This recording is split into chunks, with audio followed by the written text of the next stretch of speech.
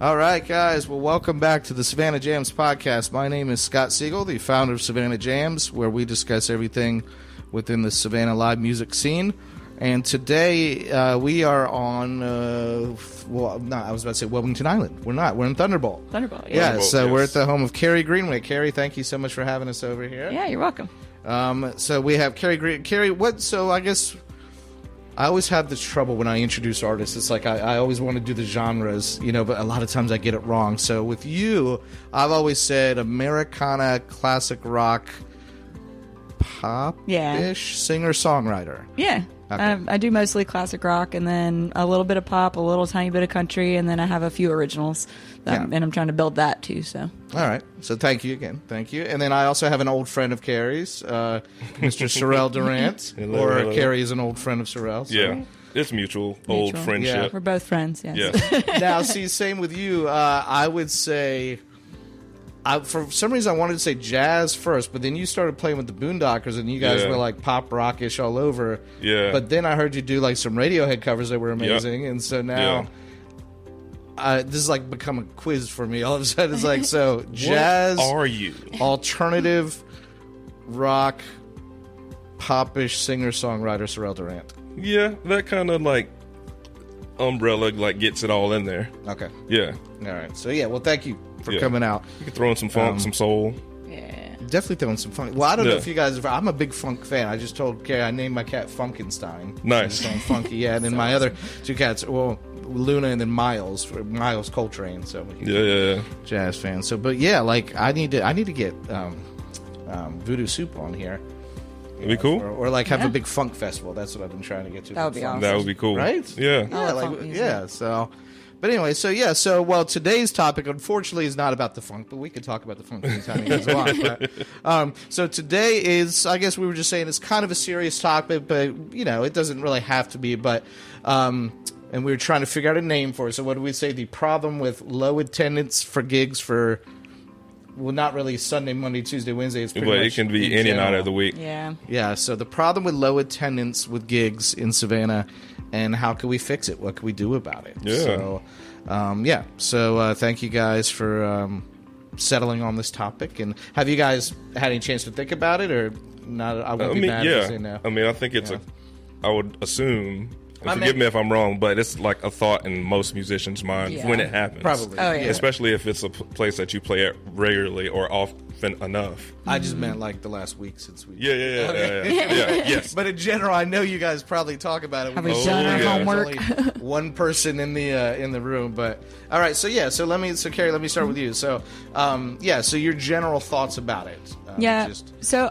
I think it's a lot of factors because it's venue first of all. Like, is it a ticketed event? Is it a free thing? Are you playing at a hotel versus a restaurant on River Street?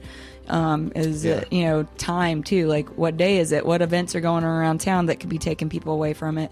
So like like you were kind of about to say, like there's some nights where it's a place you play often and it's a Friday and you're like, all right, not many people, and then like surely more people will show up, and you literally play to like 3 people all night, and you're like, what in the world? Like, what? Yeah. And it's a fluke, and you're like, no explanation, Yeah.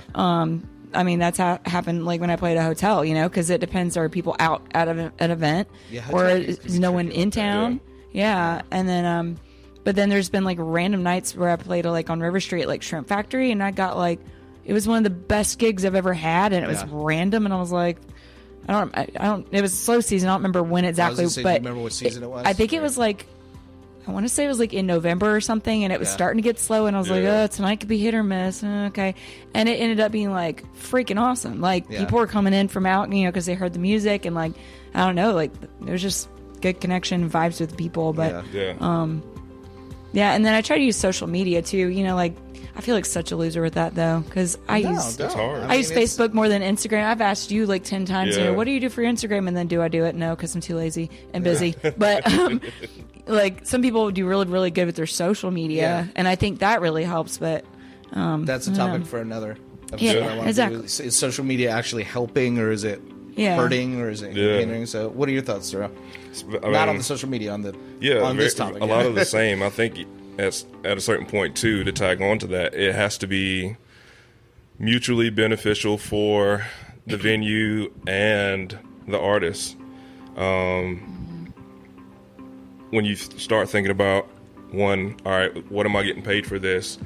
Okay, that's one factor as far as like how much work the venue can expect from the artist. An example, we were talking earlier about the $100 or $150 problem.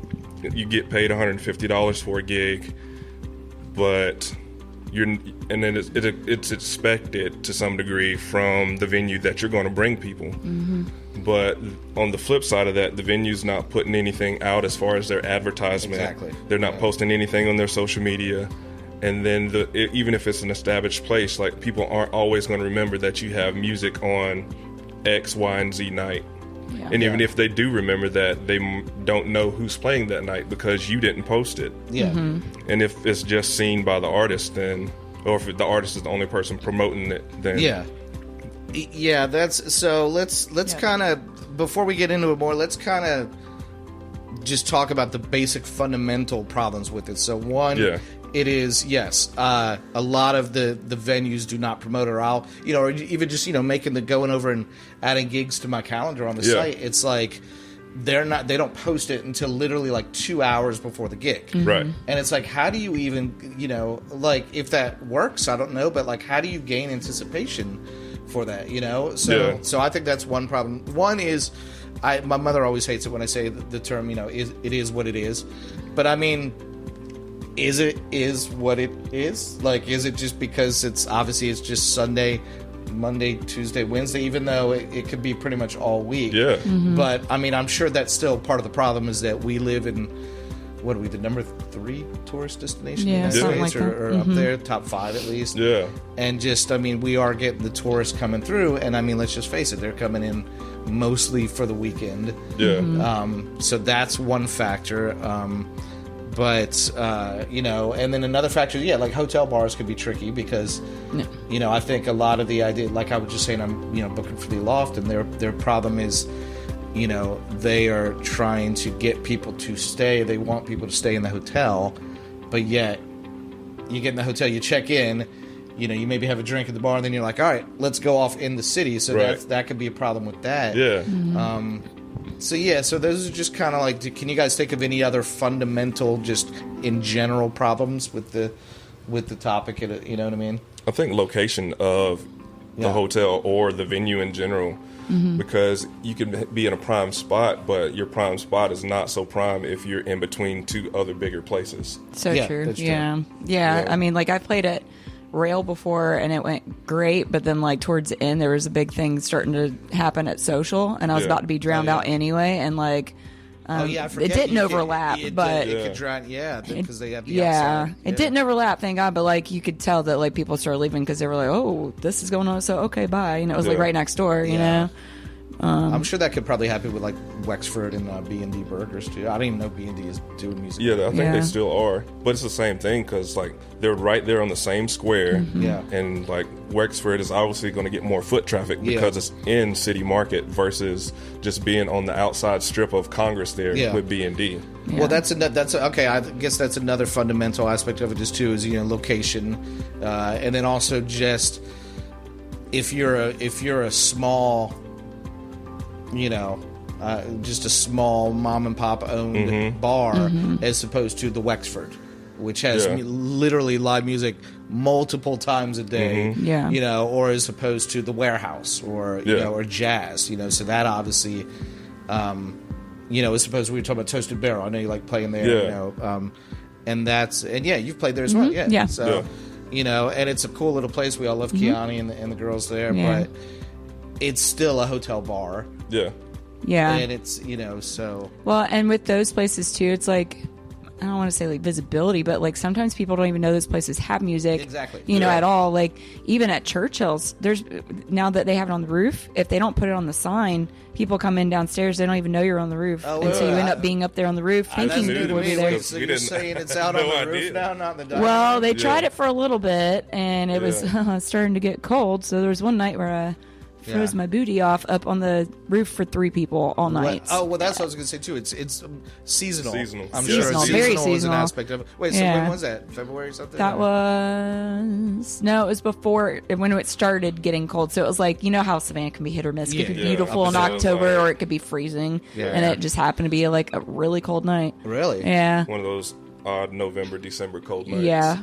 All right, so what do we got so far? We got seasonal, location, promotion, day of the week, time. Yes. Yeah. So like, there's a sweet spot too, because there's a sweet spot of time at places. Because you can play at a booming hotel rooftop bar, but if you start, say happy hour is from 4 to 6, and you start at 6 and you play from 6 to 9, then there's no guarantee that you're going to keep those happy hours. Exactly. Especially if there's nothing else happening at the hotel. So, I mean, if you can, and it's hard to get people to play that early too. Say if you wanted to get that happy hour rollover where happy hours from 4 to 6 or 4 to 7, and you want to keep people in your bar or restaurant or rooftop or whatever it is, post happy hour, and you start your music in the middle. You have a better chance of keeping some bodies in the seats. That was the problem when I started booking a loft, and he was like, they were like, when should we have it? And I said, well, 6. I guess we've settled on 6 to 9. Yeah, it's kind of a standard time now, or like a 7 to 10, or a 5. Well, who does 5? No, Zunzi's. I think Zunzi's 5 to 8. 5 to 8. 5 to 8. Yeah, so 5 to 8. I don't know, but I don't know if there's 4 to. Excuse me, if there's anybody doing 4 to 7, there might be. I don't know. Warehouse had an earlier time, but I think that was on I want to say it was Saturdays and Sundays. Don't they do 3 to 6 or something? Yeah, they used to do a doubleheader, like a solo, like 3 to 6. Yeah, and I think Broken Kill. Yeah, because I've done the earlier one Broken before. Kill's the same way. Oh yeah. Broken Kill's doing like 5 to 8 or something like that, and then they have an early set, and then like a little bit later set, like 5 to 8. But again, those are 2 of the biggest. Yeah. So. I think I broke it down the other day. I think like the top, I called them whales. I was just thinking in terms of like, hey, who can I go to with Savannah Jams? And talk to them because they're like the whales who have. So I figured out it was like Broken Keel has music every day, twice a day. Wexford every day, twice a day, maybe 3 times a day. So Broken Keel, Wexford, Warehouse, Jazzed, Zunzi. Yeah. Oh God, Zunzi Bars does it every day. day. At every location. At every location. So I think they technically have the most out of everybody. But I think those are like the Barrel House is pretty good. They get the late night. Yeah, they get the late night, but also you got to count in the out of town. That's what I was about to say. They bring in a lot of out of towners. Yeah. But other than that, I can't think of anybody who's doing it as much as those like big. Wexford. We just Broken Keel, Warehouse, Broken Keel, Warehouse, Zunzi's, Jazzed. Can we think of any others? Plant Riverside. Plant Riverside, yeah. But Plant Riverside itself is like its own. It's its own thing. Because like they have a rolling ship over there. And see, I don't even think this would even apply to them because it really like wouldn't. you said, it's like it's on its own little Plant Riverside area, and they're going to get foot traffic either way because they got the museum and they got all those. They're like restaurants. A theme park at the end of the street. I always call it Jurassic Park when you go there. You see those big metal. They essentially almost have like a built-in crowd. Yeah, they really do. Like, they do. Yeah. If you are able to play there, like. Yep. They're going to be people. It's just your job at that point to keep them there. Yep. Well, then, so what do those other big ones have in common? With the exception of the Wexford, which used to be Wild Wings, they all have been around. Jazzed, Warehouse. Yeah. Well, Broken Keel, that hasn't been around. So with the exception of Broken Keel and Wexford, all of those have been around. Even I would say Zunzi Bar's been around for 20 years. Yeah. So they've all been around for a while. So. And location. Those are all very visible, high trafficked places. Yeah. So for tourists and locals alike. Yeah. So by the way, he's been trying to get my attention the whole time. My cat. Yeah. He's what's his name? Chips. Chips. Chips. Oh, Yep. I think you said Chibs. No, Chips, because he looks like a chipmunk from behind, like he's marking. Okay. Yeah. I was just like, Chibs, and I was thinking, like, where the hell did you get that name Chibs? But sorry, for the folks listening at home, Chibs has been trying to get my attention rolling around, and I'm a sucker for cats. So now we do have another guest who's with us in spirit. CC, if you're listening. No, CC Witt has not passed away, but CC Witt is our spirit guest, our ghost guest here. So she wanted to participate, but she couldn't be here, but she did give me some notes. So let's kind of see what CC thinks about it here. So, I'm interested to hear what she has to say.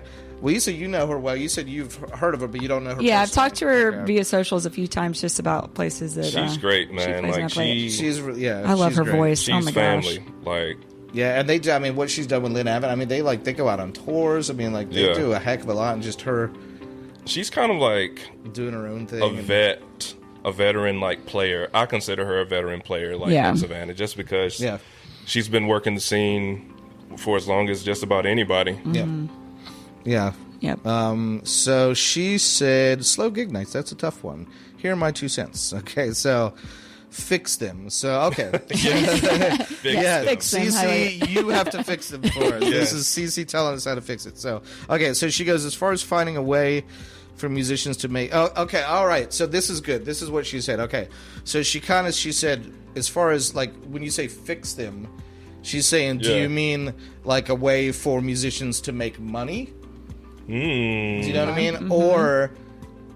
Or like finding like an outlet to be creative versus just playing covers. So she's saying like, okay, what are we talking about when we fix them? Are we fixing them just because we're not making money? Yeah. Or CC, I'm sorry if I think I'm interpreting this the right way. Yeah. Or is she saying, are we fixing them because we want it just better overall for everyone? Mm-hmm. So... she said Monday, Tuesdays are the slowest nights of the week for live music. Mm-hmm. Even Sundays are tough. So that's what we're saying. Sunday, Monday, Tuesday. Yeah. And then she said, but unless someone is willing to start cultivating more music on those nights and during the slow season, so seasonal, what we're talking about, indoor venues during the cold months, it's always just been a wash. Yeah, especially in Savannah. Yeah. Savannah Kennedy is our folklore hero with Abe's open mic on Mondays. Mm-hmm. She's got a well-known thing there, and it definitely brings out other musicians of all levels, as well as spectators. Yeah. So, now she did say more, but I do want to pause there to talk about that, because I was thinking about that. And yes, that's why, there's a reason why most open mics are Monday, Tuesday, Wednesdays. Yep. Yeah, mm-hmm. So... and that's a whole other topic. I was talking to Joe Jarka about that, about open mics, and I think there's a new one like Brandy Olenek. She's a up and coming. She does the one at she does 208 Wine Bar. Yeah, the Wine Bar. Yeah, Thursday nights. Yeah. Okay. 6:30 to 8:30, I think. But she also told me there's a one at Starland now that's like every 2 weeks. Oh, okay. Yeah, I saw something about that on their socials a couple weeks ago. And I think there's still an open jam either Wednesday or Thursday at Barrel House.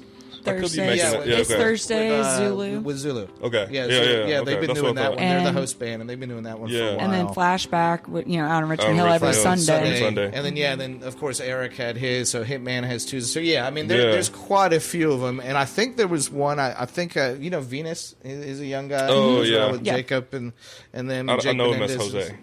Yeah, I forget he goes. Yeah. I haven't met him. I've been talking to him. I met Jose, but before he started going by Venus. When people say Venus, together until just now, I was like, wait, that's the same person. But I think I want to say he tried to get one going on at the Nest, but it didn't. Yeah. It went for 1 week and that was it or something. They were doing the record room or album room. What was it called? The vinyl. The vinyl. Yeah, I think Jacob did that for a while. Mm-hmm. Yeah, so some have and I think Jacob still. I think he does Meant to Be Mojitos Sunday nights.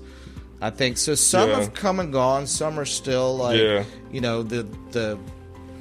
the classic ones, like definitely Susanna's at Abe's is like Abe's is it's a staple. Probably it's a staple. It's probably that the and Wormhole, and those are I forget about the Wormhole and those are like more spectator friendly. I feel too, because I feel like the other ones are, and there's nothing wrong with this, but I feel like it's a different vibe. A lot of the other ones, it's like musicians have the night off to be able to get together and collab, but like Wormhole and flashback and stuff, it is like more of like still a gig, but kind of like you don't get paid for it. You know, does that make sense? Yeah, like no, it does. Hang sesh for the musicians. Yeah. Because like otherwise we don't get to do that. No, or see each other play. Or exactly. anything. Yeah, like because you go out to. I mean, the Molly's one. I love the Molly's. Oh man, I miss that. Yeah, the Molly's one. I just miss Molly's in general, but Molly's used to be 4 to 7 happy hour music. Oh, Was yeah. it? Yep. I forgot. Yeah, but I remember just going out there and just seeing everybody. Just people come through and just sit in or just come to chill and just hang out. But the reason why I wanted to talk more about that, though, not to move the topic to open mics, but it kind of does because she's talking what CC is, basically saying like how to fill the problem, and so I think that is kind of how we've already tried to fill it is with open mics. Yeah. But even see, I don't know. I was a bit, I love open mics. I was a little indifferent to it, but years ago. But I was thinking differently because I was thinking in terms of like, should I have open mics on the calendar? Because I was thinking more of like, oh, Savannah Jams is going to be for like tourists, and like tourists are not going to go to an open mic. Maybe I don't know, but like I don't know. You go down to Warehouse on a Tuesday, and there's a shit ton of tourists down there. Actually, a lot of times when I played on River Street and stuff, people that are musicians love to come talk, and they're like, "Oh man, like, how's the music scene here?" And so I think, if you find the right group of tourists that are musicians, they would totally be into it. Well, so I ended up leaving it, on there because but she mentioned the word, spectator or something, and I don't know if she's talking about what you guys are talking about, like fellow musicians, or if she's talking about what we're talking about, like tourists, like for spectators. But I don't know. But so that's one way to fill it. But again, you could look at it as, well, that's just kind of like a patch or something, like putting a Band-Aid on a, what do they call that? What's that thing where you it's a big problem, you put a Band-Aid on it? Yeah. There's a saying for it. Yeah, there's a saying. But because like that is just, I think open mics, are more for the community. Yeah. Not necessarily for, it's great what we're talking about if tourists come out and see it. But I think mainly they are for the musicians. Yeah. And not, this sounds selfish, but I don't mean to be selfish. Like, as a musician, you do gigs to make money. One reason why I don't do open mics is because I also teach all week, and you do too, Cyril. Yeah. So we're tired at the end of teaching. Would I like to go see live music? Heck yeah. Would I like to play a little bit? Yeah, but do I feel like lugging all my stuff out to play one song where I'm not going to get paid for all that trouble?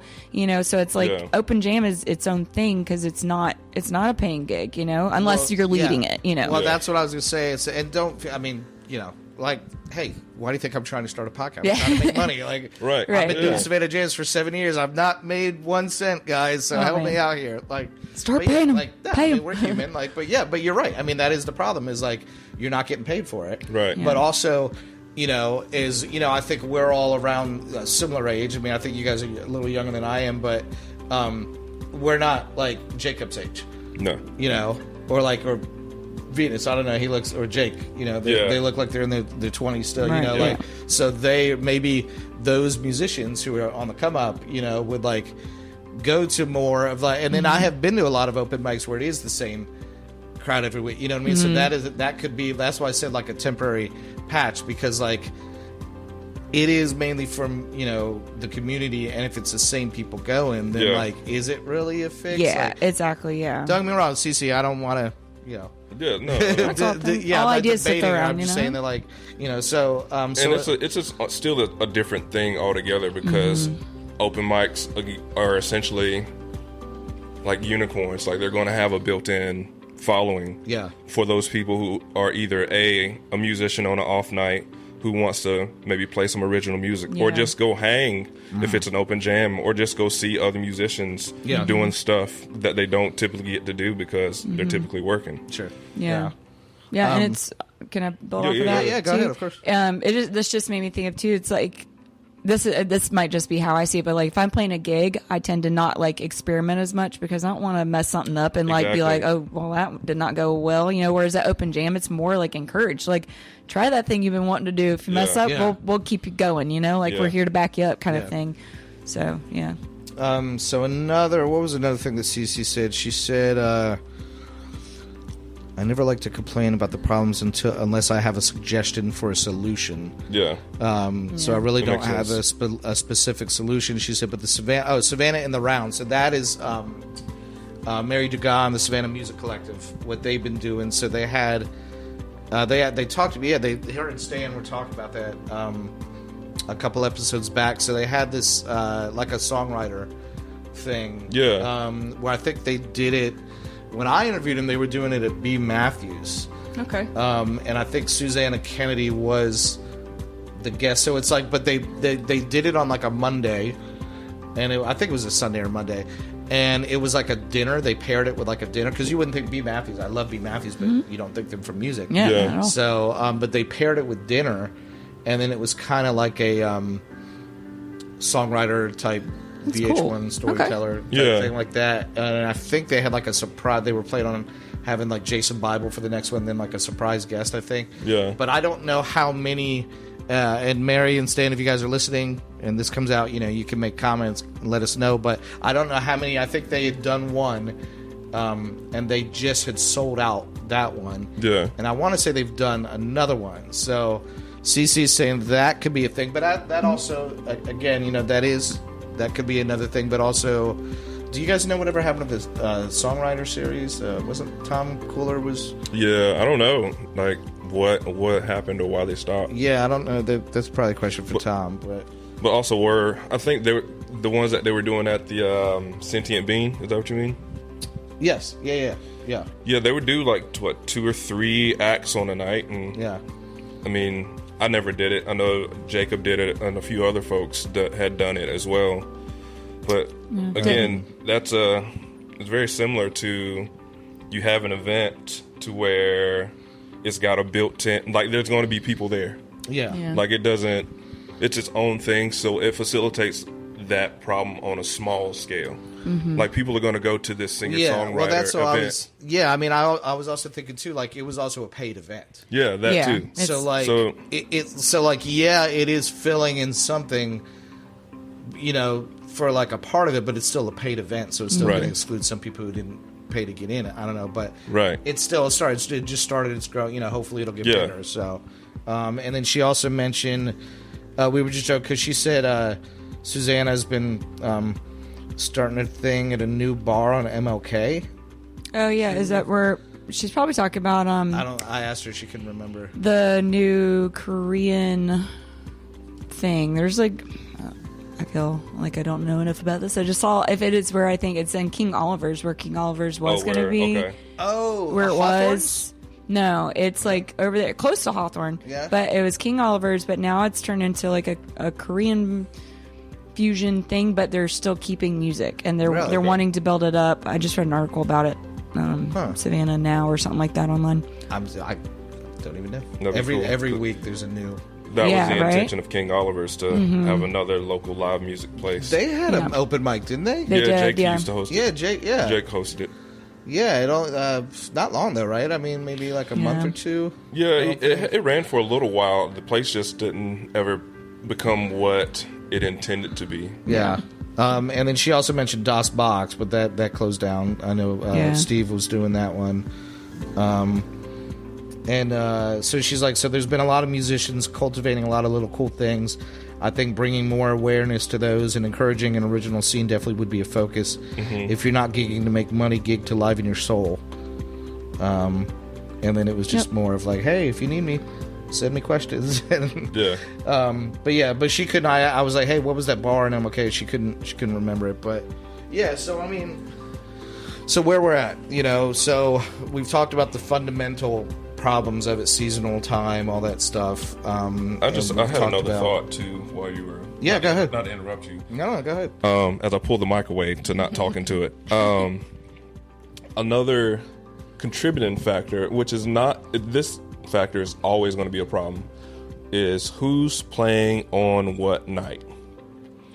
Yeah. And I'll give you a great example. Since we were talking about CC, I'm playing downtown on a Thursday night, and CC's playing downtown on a Thursday night. CC's going to pull the crowd 100% of the time.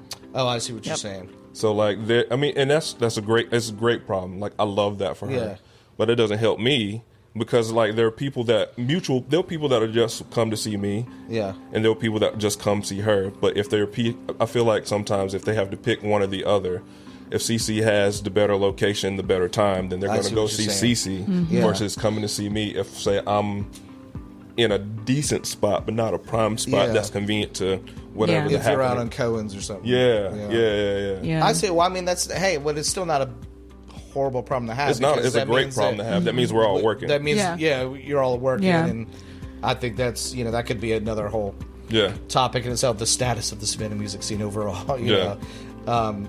But so we, we touched on a few things. We're half an hour now, so other than open mics, other than having singer-songwriter things like that,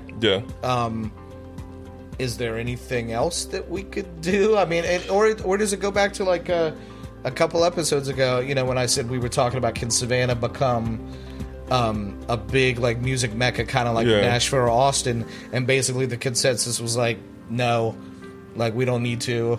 We're our own thing. I agree. Even if we try to be like, so like, is this one of the things where like we don't even need to be like, it is what it is, like it just is what it is. Those are just the days that are just going to be slow. Is there anything that we could do as other than open mics or songwriter series? I mean, I think there's always going to be days where it's going to be slow. I mean, that's just life, people go out on the weekends, they stay home on Monday, Tuesdays, but I mean, little things you can do just individually, promote yourself. Yeah, I was going to say, be personable when you play your gigs. One thing I love doing, and that people are surprised that I do, is I literally talk to them on the mic.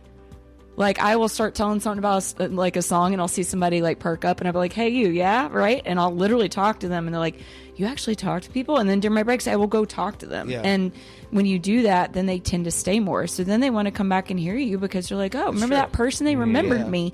And I've had people come back and come see me just because they were like, "Oh, we had a blast talking to you, and we're back." And I'm like, "Well, that's freaking cool," and then you can also build your followers that way too, and so then when you post things on socials, they come out. Like, it was the craziest thing. I played at Midtown a couple weeks ago, and a couple that I met when I went to go see Thomas Claxton play all the way up in what was that, Pigeon Forge. I was out of town. I mentioned that I was a musician too. Like, oh, well, maybe if we go through Savannah, we'll come see you. They randomly popped into Midtown after like a year, and they're like, "Do you remember us?" And I was like, "No." And they're like, "You talked to us, you said you played music, we added you, here we are." And I'm like, heck yeah, Facebook works. So I mean, I think part of it's also just like building your own, I don't want to say fan base because I don't have fans, but like a following. Build your band music following family. People that are just going to come see you. There are I say that about CC earlier because she has done that. Yeah, definitely. She's got a great following. Not that we don't. It's just comparing apples to apples. Right. Well, she also has two things too. She's got Lynn Avenue and herself, and Patrick does his own thing too. So they, I mean, it's funny, you talk about that because there is a very good friend of mine, a musician. He's great. I'm not going to call him out, but whenever he gets up there, he is not as personable as I wish he would be. He sings with his eyes closed a lot, and he sometimes doesn't mention even who he is. And I'm like, dude, like, you gotta, like, how's anybody gonna buy your CD or buy anything? Like, and he's great. He's incredible. He's one of the best musicians in town. Yeah. But that does go a long way to what you're talking about. I mean, just, some people could be turned off by that. Yeah. Well, it's just making a connection with people, like, you want to draw people in. Sometimes it's not just music, it's them knowing that you're a regular person too, because it's kind of weird. Sometimes they're afraid to talk to you because they're like, you're almost like a celebrity to them because you're singing, and it's like, no, man, I teach high school during the day, I sing on the weekend, like, I'm no one special, but it's funny you say that about the, like, we were all just talking about being friends and stuff. Like, I still kind of look at you guys like that, though. I really do. Oh. No, I'm not trying to blow smoke up your ass. Like, I really, like, first of all, I started Savannah Jams just because, I'd been here so many years. A lot of the, the veterans like Hitman, Eric Hobson, Eric Britt, all those, like, we all used to party back in the day and stuff. And a lot of it was interacting with them and them interacting with me and remembering me. And you feel special because you're like, yeah, it's 4:30. I know you. No, you're good. No, you're good. But they would make me feel special because they would, talk to me. They would, and I would come back, and they would remember me. So that's basically how I built up a lot of these friendships. Yeah. And so also, a lot of these guys have become the soundtrack of my life as I've grown up in Savannah.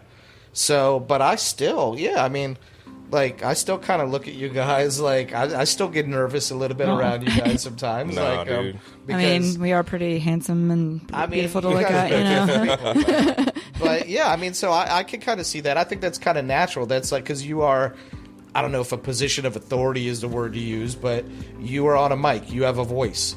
Yeah. And the person is just sitting listening to you, so you got the power, kind of like. I don't know if that's kind of a weird analogy, but it can kind of intimidate people. Be like, oh my god, the singer's talking to me. Like, so I know exactly what. Yeah. The feeling, yeah. And you probably get this, Cyril, being a teacher. It's like if you can make connections with them, then you win them over. I'm not saying you want to win everybody over, but music is about making connections with people. Yeah. It's about connecting with people's hearts, and if you engage them and talk to them, it makes a bigger difference than you realize. Yeah, I think it's the highest art form there is, personally. Yeah. And on that connecting bit, that's how you know people are listening. When at my gigs, I have it's almost like rehearsed, but I say the same thing every gig, every time at the same increments. At 30 minutes in the first set, at the end of the first set, at the beginning of the second set, 30 minutes into the second set, at the end of the second set. Same thing every time. Yeah. But it becomes like a catch. It becomes a tagline. But and that doesn't get people. Like, they hear that, they laugh at the joke or whatever it is. But what gets them is like, oh, I know that song. Hey, man, that was a cool rendition of whatever else. Yeah. Oh, thank you. Where you from? Yep. How long are you local to Savannah? What are you doing in town? Yeah. That's what gets them. Although now I could do a little call out on you a little bit.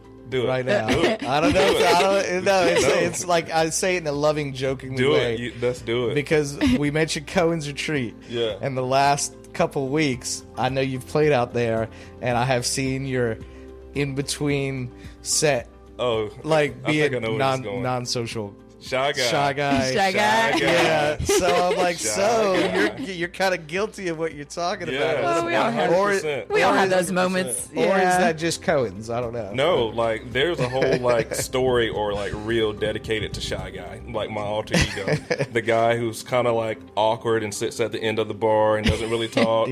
Sips his drink, or he goes on set break and then he kind of sits by himself. Sometimes it's just one of those all right, that set didn't go so well, so I'm just going to go over here and I sit get that too. by Totally myself. get that.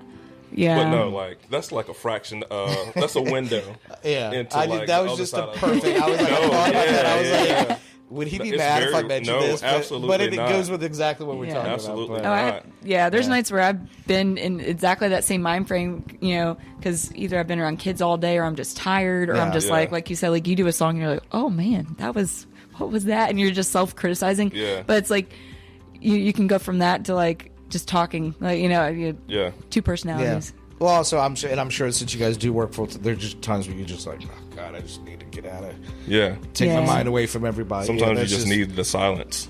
After so at least for me, you teach all day and then do a gig, and it's just I just need these 15 minutes to not talk to a person. Yeah, that is very true. All right, well, so I don't know if we fixed the problem or solved the problem, but I think, I don't know, my takeaway from this is just that I think it kind of is what it is. There's little things we could do. I think it's promotion, definitely, both on the artist side and the venue side. Yes. Crowd interaction. Other than that, I think you're kind of at the whims of the gods to the location and everything else. You just got to make the best of what you guys' final takeaway? I think another variable to it is having the conversation like we're having right now, but also as people, I say people generally, people who book musicians and musicians who contact venues about booking, they need to have someone in the middle, or a person that understands. They need to have a Scott in a part of the conversation. Somebody who, one, knows the music scene, knows the musicians, but also knows the flip side of it, that this is what it's going to take to get bodies in the seats, but also this is what it's going to take from the musician. This is what you got to do too. Like, they have to have somebody else in that conversation that knows what it else is going to take as far as like money and promotion and a live music consultant. A live music consultant. Did you just created a new job? Maybe. If not you, then who? Scott Siegel for hire. Yeah, one of those big whales, Wexford. Yeah. Jazz, if you're listening, live music consultant. And I say you because, like, you've been around not just us, but, like, all of us long enough to know what should be happening. Yeah. And what hasn't happened that's been a contributing part of the problem, or on the flip side, that has in some ways been a solution to the problem. So talking to somebody like you, or I mean, there are other people. Chuck Courtney's another guy who does booking and who's been in the scene for a long time, who's helped facilitate, solving some of these problems at these places. Yeah, I thought about for this segment too. I was like, I mean, I'm always thinking of. I'm trying to maximize it now with like 3 guests, you know, and because also that's better traction with, awareness of it. But also I start with the artist, and then I'm like, who could I get as far as like a venue owner or like a booker or a producer or just somebody like myself, like a super fan, who could I get to also be on the panel to kind, so I thought about that, but this one was just kind of a hard one because I felt terrible because he was like, it's about spring break, and he was like, but I can still do it. I was like, no, man, like, no, dude, I've literally just been sitting on the couch watching anime. Did you catch up on Severance? No, I didn't even start Severance. I was watching White Lotus and that's another one. The Madness. Good. I think I told you about that one. Yeah, White Lotus, man, so good. I think we're on like episode 5. Kari, what's your final takeaway on the topic then? I think it is what it is, but like you just gotta make the best of it. Make the best of whatever situation it is. And try your best, like you said. Like try to self-promote, and I mean, like kind of like CC said in there. If you're not playing for money, like you just play for the soul. Play to feel good about it. So like those nights where people don't show up, like as a musician, you can't focus on like, great, like I'm gonna get $20 in tips and this is it, like or no tips. Right, I've had those nights too where you're like, oh, that hurt, but like some of those nights you just got to use it, flip it, make it positive. That's been my new thing for the past like 5 years or so, is you just got to try to take it and make it positive. Like use it for practice, use it to sing for yourself. Somebody gives you lemons, make lemonade. Exactly. So try what that new thing that you've been putting off trying. That one new song you learned. One new song, exactly. So well, that's what I was speaking. So Eric Clark, another artist, local artist here, he was supposed to be on the panel, but I had to drop out. But he actually will often text me and be like, hey, you got any place I could play? And I'm like, well, no, I'm not. But he's like, no, I'll just set up and just to play.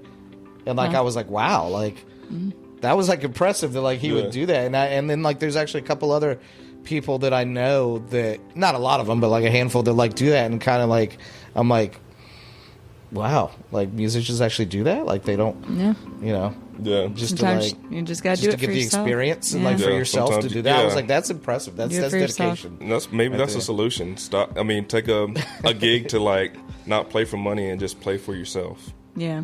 I wouldn't personally want to do that because, but because you got rent. But yes, it feels like you got to just play for yourself. That's the main thing, is you got to get happiness out of it. Yeah. Don't do it if you're not play happy. For your soul. Yeah, play for your soul. Like CC said. Well, CC, we miss you. We wish you were here. Eric, we miss you. We wish you were here. So for all of us here in Thunderbolts, myself, Kari Greenway, Cyril Durant, Chibs, a.k.a. Chips. Or Chips, a.k.a. Chibs. But so this has been the Savannah Jams Podcast, episode number 12. I don't even know what the next episode is going to be, but look forward to also the new Savannah Jams app came out. I don't know if, so it's on Android and Apple. On Apple, it's got this weird bug where like you open it and then it says like, oh, there's a new update. and then you got to click on it and it brings you back. And you just open it back up. But I'm fixing that this weekend. Go. But other than that, so the Savannah Jams app is out. I'm a little behind on the calendar, so I really gotta. Me too. Yeah, I really. isn't behind. Yeah, I really gotta get back with that. Get that updated. But other than that, keep listening, and most importantly, keep jamming, Savannah.